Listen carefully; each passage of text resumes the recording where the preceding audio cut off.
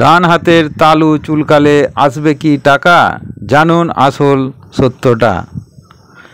বাড়ির অনেক বড়রাই বলে থাকেন, ডান হাতের তালু চুলকালে সেই ব্যক্তির হাতে টাকা আসে। আর যদি কারো বাম হাতের তালু চুলকোয় তাহলে তার টাকা গায়েব হয়।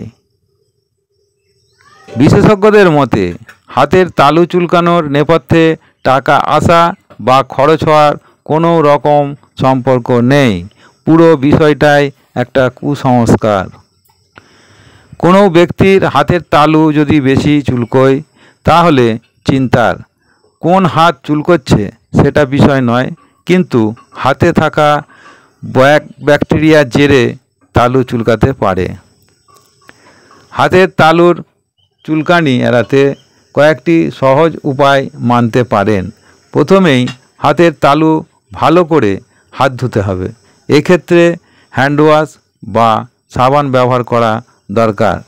কিছুক্ষণ পর হাত ধুয়ে নেওয়ার অভ্যাস তৈরি করতে হবে। এমনটা করলে হাতে আর ব্যাকটেরিয়া বাসা বাঁধতে পারবে না, ফলে হাতের তালুও বেশি চুলকোবে না। যখনই বাড়ির বাইরে বের হবেন নিজের সঙ্গে স্যানিটাইজার রাখুন। প্রয়োজন পড়লেই স্যানিটাইজার ব্যবহার করুন। আপনি যদি ল্যাপটপ, ডেস্কটপের কিবোর্ড এবং মোবাইলের স্ক্রিন মাঝে মধ্যেই পরিষ্কার করেন তাহলে বাজারে পাওয়া বিশেষ ক্লিনার ব্যবহার করতে পারেন। কখনও হাত না ধুয়ে কোনো খাবার খাওয়া ঠিক হবে না।